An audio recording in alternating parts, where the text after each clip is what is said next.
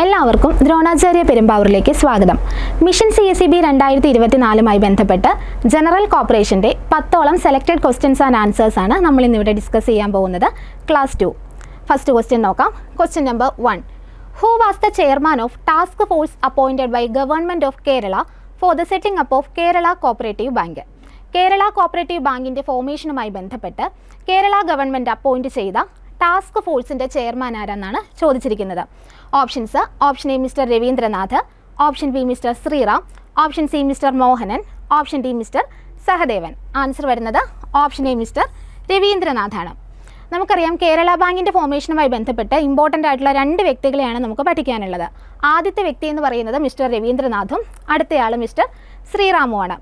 നമ്മുടെ കേരളത്തിൻ്റെ വായ്പാ സഹകരണ സംഘങ്ങളെ നിലവിലുണ്ടായിരുന്ന 3 ടയർ സ്ട്രക്ചറിൽ നിന്നും 2 ടയർ സ്ട്രക്ചറിലേക്ക് കൊണ്ടുവരുവാൻ വേണ്ടി നമ്മുടെ ഗവൺമെൻറ് തീരുമാനിക്കുകയും അതിൻ്റെ ഭാഗമായിട്ട് അവരൊരു എക്സ്പേർട്ട് കമ്മിറ്റീനെ എപ്രകാരം ഈ പറയുന്ന 3 ടയറിൽ നിന്ന് 2 ടയറിലേക്ക് കൊണ്ടുവരാം എന്നൊക്കെ പഠിച്ച് ഒരു ഡ്രാഫ്റ്റ് തയ്യാറാക്കുവാനായിട്ട് ഒരു എക്സ്പേർട്ട് കമ്മിറ്റീനെ അവർ അപ്പോയിൻറ്റ് ചെയ്യുകയും ചെയ്തു. അപ്രകാരം അപ്പോയിൻറ്റ് ചെയ്യപ്പെട്ട എക്സ്പേർട്ട് കമ്മിറ്റിയുടെ ചെയർമാനായിരുന്നു ഈ പറയുന്ന മിസ്റ്റർ ശ്രീറാം എന്ന് പറയുന്ന വ്യക്തി.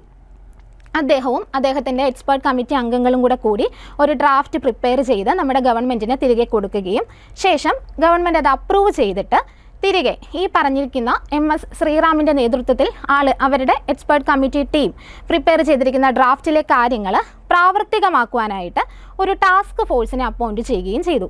അപ്രകാരം അപ്പോയിൻറ്റ് ചെയ്യപ്പെട്ട ടാസ്ക് ഫോഴ്സിൻ്റെ ചെയർമാനായിരുന്നു ഈ പറയുന്ന മിസ്റ്റർ രവീന്ദ്രനാഥ് എന്ന് പറയുന്ന വ്യക്തി. അപ്പോൾ ഓർക്കുക, ക്വസ്റ്റ്യൻ കൃത്യമായി തന്നെ നോക്കണം. ഫസ്റ്റ് നമ്മളോട് ചോദിക്കുകയാണ്, കേരള ബാങ്കിൻ്റെ ഫോർമേഷനുമായി ബന്ധപ്പെട്ട് കേരള ഗവൺമെൻറ് രൂപീകരിച്ച എക്സ്പേർട്ട് കമ്മിറ്റിയുടെ ചെയർമാൻ ആരെന്നാണ് ക്വസ്റ്റ്യൻ വരുന്നതെങ്കിൽ ആൻസർ വരുന്നത് മിസ്റ്റർ ശ്രീറാമും. ഇനി കേരള ബാങ്കിൻ്റെ ഫോർമേഷനുമായി ബന്ധപ്പെട്ട് കേരള ഗവൺമെൻറ് രൂപീകരിച്ച ടാസ്ക് ഫോഴ്സിൻ്റെ ചെയർമാൻ ആരെന്നാണ് ക്വസ്റ്റ്യൻ വരുന്നതെങ്കിൽ ആൻസർ വരുന്നത് മിസ്റ്റർ രവീന്ദ്രനാഥാണെന്നും ഓർക്കുക. അടുത്ത ക്വസ്റ്റ്യൻ നോക്കാം. Question number 2.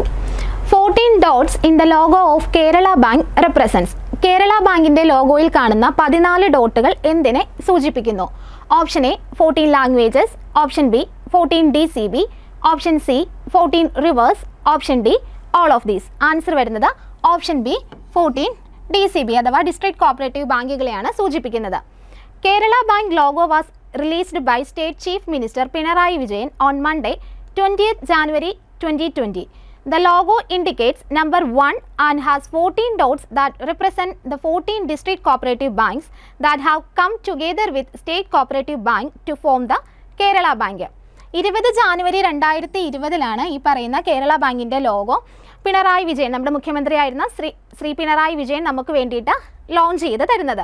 അപ്പോൾ അതിനകത്ത് കാണുന്നത് 1 എന്ന് പറയുന്ന ഒരു നമ്പറും അതോട് ചേർന്ന് 14 ഡോട്ടുകളുമാണ്. ഓരോ ഡോട്ടുകളും സൂചിപ്പിക്കുന്നത് 14 DCBs. ഓരോ DCBനെയും സൂചിപ്പിക്കുന്ന ഓരോ ഡോട്ടുകളാണ് അതിനോട് ചേർന്ന് കാണുന്നതെന്ന് കൂടി ഓർത്ത് വയ്ക്കുക. അടുത്ത ക്വസ്റ്റ്യൻ നോക്കാം. Question number 3. Krithi international festival of books and authors started by SPCS in the year. SPCS Krithi international festival of books and authors start ചെയ്ത വർഷമാണ് ചോദിച്ചിരിക്കുന്നത്. Option A 2010, option B 2012, option C 2018, option D 2023. Answer വരുന്നത് option C 2018 ആണ്. SPCS അഥവാ സാഹിത്യ പ്രവർത്തക cooperative society start ചെയ്ത സംരംഭമാണ് ഈ പറയുന്ന Krithi international festival of books and authors എന്ന് പറയുന്നത്. അവരുടെ മെയിൻ ആയിട്ടുള്ള എയിം എന്ന് പറയുന്നത് കുട്ടികളിൽ അല്ലെങ്കിൽ വളർന്നു വരുന്ന പുതിയ തലമുറയിൽ വായനാശീലം വളർത്തുക എന്നൊരു ലക്ഷ്യത്തോടു കൂടിയാണ് അവർ ഈ Krithi international festival of books and authors എന്ന് പറഞ്ഞത് സ്റ്റാർട്ട് ചെയ്തത്. 2018 നമ്മുടെ മുഖ്യമന്ത്രിയായിരുന്ന ശ്രീ പിണറായി വിജയൻ സാർ നമുക്ക് വേണ്ടി ഇത് ഇനാഗ്രേറ്റ് ചെയ്ത് തരുമ്പോൾ ഇതിൻ്റെ തീം എന്ന് പറയുന്നത് അറിവ്, നിറവ്, തിരിച്ചറിവ് എന്നായിരുന്നു. അറിവ്, നിറവ്,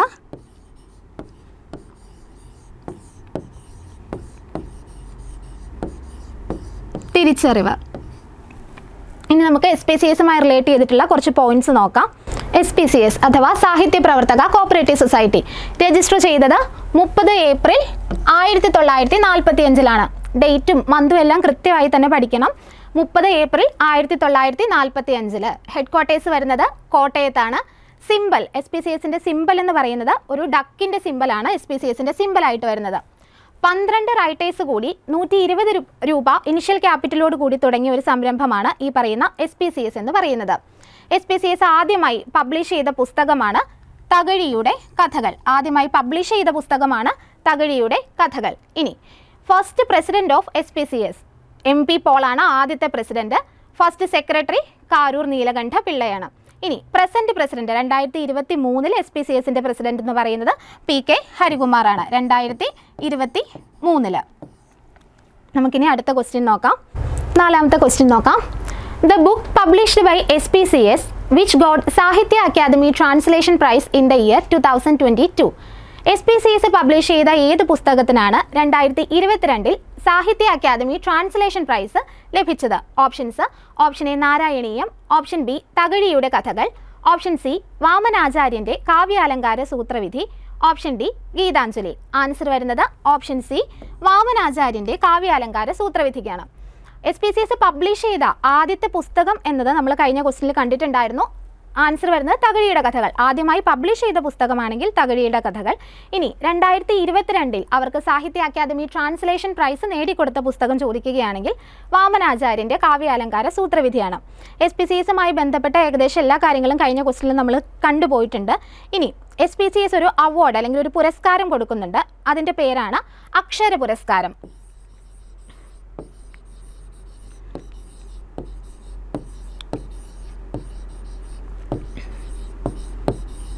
അക്ഷര പുരസ്കാരം ഓരോ 20 മാസം കൂടുമ്പോഴുമാണ് ഈ പറയുന്ന അക്ഷര പുരസ്കാരം നൽകുന്നത്. പുരസ്കാര ജേതാവിന് ലഭിക്കുന്നത് 1.25 ലക്ഷം രൂപയും പ്രശസ്തി പത്രവും ശില്പവുമാണ്. ഇനി 2021 ഈ അക്ഷര പുരസ്കാരം ലഭിച്ചിരിക്കുന്നതെന്ന് പറയുന്നത് ശ്രീ സുനിൽ P. ഇളയിടത്തിനാണ്. അടുത്ത ക്വസ്റ്റ്യൻ നോക്കാം. Question number 5. Pumpset manufacturing unit of Raidco situated at. റെയ്ഡ്കോയുടെ പംസെറ്റ് മാനുഫാക്ചറിംഗ് യൂണിറ്റ് ഇവിടെ ഈ പറഞ്ഞിരിക്കുന്നതിൽ എവിടെയാണ് സിറ്റുവേറ്റ് ചെയ്തിരിക്കുന്നതെന്നാണ് ചോദിച്ചിരിക്കുന്നത്. Option A Kanjikode Palakkad, option B Mattannur Kannur, option C മാവിലയിൽ Kannur, option D none of these. Answer വരുന്നത് ഓപ്ഷൻ എ കഞ്ചിക്കോട് പാലക്കാടാണ്. പാലക്കാട് ജില്ലയിലെ കഞ്ചിക്കോട് എന്ന് പറയുന്ന സ്ഥലത്താണ് റെയ്ഡ്കോയുടെ പംസെറ്റ് മാനുഫാക്ചറിംഗ് യൂണിറ്റ് സിറ്റുവേറ്റ് ചെയ്യുന്നത്. ഇനി ഈ പറയുന്ന ബാക്കി 2 സ്ഥലങ്ങളും റെയ്ഡ്കോയുമായി റിലേഷൻ ഉള്ളത് തന്നെയാണ്. ആദ്യം വരുന്നത് മട്ടന്നൂർ കണ്ണൂർ. മട്ടന്നൂർ കണ്ണൂരാണ് റെയ്ഡ്കോയുടെ ഫുഡ് പ്രോസസ്സിംഗ് യൂണിറ്റ് സ്ഥിതി ചെയ്യുന്നത്. Food processing unit of Raidco is situated at Mattannur Kannur. അതുപോലെ തന്നെ മാവിലയിൽ കണ്ണൂർ, അവിടെയാണ് റെയ്ഡ്കോയുടെ കറി പൗഡർ ഫാക്ടറി സിറ്റുവേറ്റ് ചെയ്യുന്നത്. Curry powder factory of Raidco is situated at മാവിലയിൽ കണ്ണൂർ എന്നുകൂടി ഓർത്തു വയ്ക്കുക. നമുക്ക് അടുത്ത ക്വസ്റ്റ്യൻ നോക്കാം. Question number 6. India celebrated dash cooperative week in 2021. 2021 India എത്രാമത്തെ കോപ്പറേറ്റീവ് വീക്കാണ് സെലിബ്രേറ്റ് ചെയ്തതെന്നാണ് ക്വസ്റ്റ്യൻ ചോദിച്ചിരിക്കുന്നത്. Options: option A 68th, option B 67th, option C 69th, option D 66th. Answer വരുന്നത് ഓപ്ഷൻ എ 68th ആണ്. 2021 68ാമത്തെ കോപ്പറേറ്റീവ് വീക്കാണ് ഇന്ത്യയിൽ celebrate ചെയ്തത്. നമുക്കറിയാം cooperative week celebration എല്ലാ വർഷവും നടക്കുന്നത് നവംബർ 14 to നവംബർ 20 നമ്മുടെ പ്രഥമ പ്രധാനമന്ത്രിയായിരുന്ന ശ്രീ ജവഹർലാൽ നെഹ്റുവിൻ്റെ സ്മരണാർത്ഥം അദ്ദേഹത്തിൻ്റെ ജന്മദിനമായ നവംബർ 14 മുതൽ നവംബർ 20 വരെയാണ് നമ്മൾ ഈ പറയുന്ന കോപ്പറേറ്റീവ് വീക്ക് ഇന്ത്യയിൽ സെലിബ്രേറ്റ് ചെയ്യുന്നത്. 1954 മുതലാണ് ഈ കോപ്പറേറ്റീവ് വീക്ക് സെലിബ്രേഷൻ ഇന്ത്യയിൽ സ്റ്റാർട്ട് ചെയ്തത്. ഇനി 2023 എത്തി നിൽക്കുമ്പോൾ 70ാമത്തെ, ഇപ്പോൾ കഴിഞ്ഞു പോയത് 70ാമത്തെ കോപ്പറേറ്റീവ് വീക്കാണ്. അതിൻ്റെ തീം കൂടി ഓർത്ത് വയ്ക്കുക. Role of cooperatives in making India a $5 trillion economy and SDGs. Theme എന്ന് പറയുന്നത് role of cooperatives in making India a $5 trillion economy and SDGs എന്നതായിരുന്നു. നമുക്കിനി അടുത്ത ക്വസ്റ്റ്യൻ നോക്കാം. Question number 7. Priyadarshini motor transport cooperative societies are organised for the benefit of. Priyadarshini motor transport cooperative society ഈ പറയുന്നതിൽ ഏത് ഇൻസ്റ്റിറ്റ്യൂഷൻ്റെ ബെനിഫിറ്റിന് വേണ്ടിയിട്ട് ഓർഗനൈസ് ചെയ്തിരിക്കുന്നതെന്നാണ് ചോദിച്ചിരിക്കുന്നത്. 2018/2022 ക്വസ്റ്റ്യൻ പേപ്പർ കോഡ് അനുസരിച്ച് വന്നിരിക്കുന്ന ഒരു ക്വസ്റ്റ്യൻ ആണിത്. Options: option A fisherman, option B SC/ST, option C woman, option D none of these. Answer വരുന്നത് ഓപ്ഷൻ ബി SC/ST ആണ്. Priyadarshini motor transport cooperative societies അല്ലെങ്കിൽ വയനാട് ജില്ല പട്ടികജാതി പട്ടികവർഗ മോട്ടോർ ട്രാൻസ്പോർട്ട് കോപ്പറേറ്റീവ് സൊസൈറ്റി നമ്മുടെ കോപ്പറേറ്റീവ് സൊസൈറ്റീസ് ആക്ട് പ്രകാരം തന്നെ രജിസ്റ്റർ ചെയ്യപ്പെട്ടിട്ടുള്ളൊരു സൊസൈറ്റിയാണ്. ഇവരുടെ മെയിൻ ആയിട്ടുള്ള എയിം എന്ന് പറയുന്നത് പട്ടികജാതി പട്ടികവർഗ വിഭാഗത്തിൽപ്പെട്ട തൊഴിൽ രഹിതരായ യുവാക്കൾക്ക് തൊഴിൽ നൽകുക, ആദിവാസി യുവാക്കൾക്ക് തൊഴിൽ നൽകുക എന്നൊരു ഉദ്ദേശത്തോടു കൂടിയാണ് ഇവർ ഈ ഒരു motor transport cooperative societies start ചെയ്തത്. നിലവിൽ ഇവർക്ക് 8 ബസ്സുകളാണ് ഓൺ ചെയ്യുന്നത്. ഇങ്ങനെ 8 ബസ്സുകൾ ഓൺ ചെയ്യുന്ന ഈ സൊസൈറ്റി 40 ആദിവാസി യുവാക്കൾക്കാണ് തൊഴിൽ നൽകിയിരിക്കുന്നത്. അടുത്ത ക്വസ്റ്റ്യൻ നോക്കാം. Question number 8. Cooperative Credit Society are rightly leveraged institution in the sense that question paper code 1023/2023 പ്രകാരം വന്നിരിക്കുന്ന ക്വസ്റ്റ്യൻ ആണ്. Cooperative credit societies rightly leveraged institution ആണ് എന്ന് പറയുവാൻ കാരണം എന്താണ്? Option A, their total liabilities could amount to large multiple of their own funds. Option B, their loans are most unsecured. Option C, their assets are several multiple of their own fund. Option D, all of the above. Answer വരുന്നത് option A, their total liabilities could amount to large multiple of their own fund എന്നതാണ്. On fund നമുക്കറിയാം paid up share capital plus reserve included ആയിട്ടുള്ളതാണ് ഈ പറയുന്ന on fund എന്ന് പറയുന്നത്. Maximum borrowing power of A cooperative society എന്ന് പറയുന്നത് ഈ ഓൺ ഫണ്ടിൻ്റെ 150 ടൈംസ് ആണ്. അതുകൊണ്ട് തന്നെ അവരുടെ ടോട്ടൽ ലയബിലിറ്റി എന്ന് പറയുന്നത് ഈ പറയുന്ന ഓൺ ഫണ്ടിൻ്റെ ലാർജ് മൾട്ടിപ്പിൾ ആണ്. സോ ആൻസർ വരുന്നത് their total liabilities could amount to large multiple of their own funds ആണ്. അടുത്ത ക്വസ്റ്റ്യൻ നോക്കാം. 9ാമത്തെ ക്വസ്റ്റ്യൻ നോക്കാം.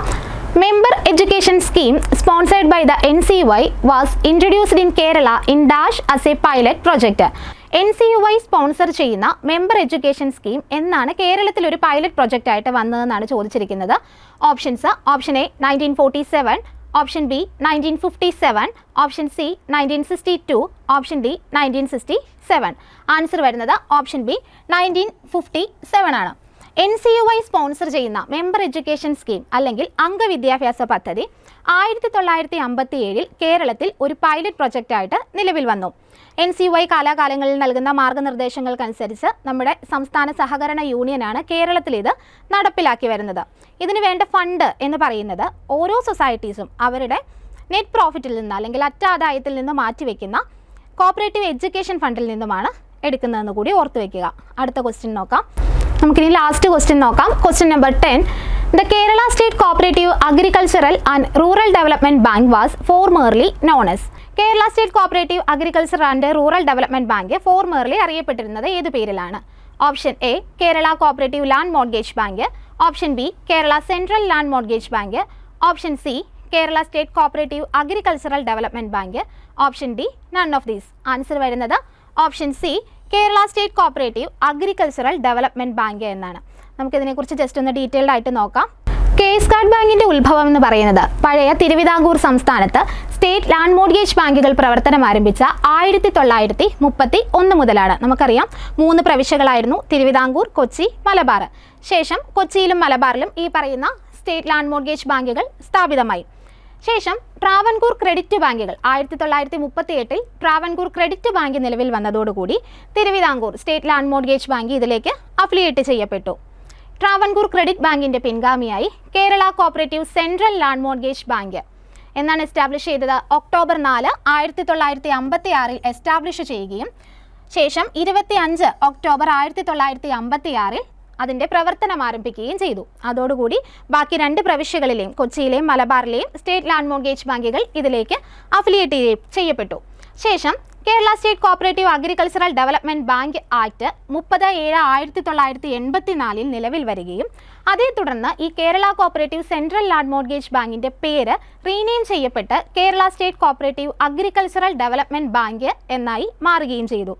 ശേഷം 1990 KS കാർഡ് ബാങ്ക് നിയമ ഭേദഗതിയോടുകൂടി ഇതിൻ്റെ പേര് വീണ്ടും റീനെയിം ചെയ്യപ്പെട്ട് Kerala state cooperative agricultural and rural development bank എന്നായി മാറുകയും ചെയ്തു. അപ്പോൾ ഇതോടുകൂടി സെക്കൻഡ് ക്ലാസ് കംപ്ലീറ്റ് ചെയ്തിട്ടുണ്ട്. അടുത്ത ക്ലാസ്സിൽ കാണുന്നത് വരെ എല്ലാവർക്കും താങ്ക് യു.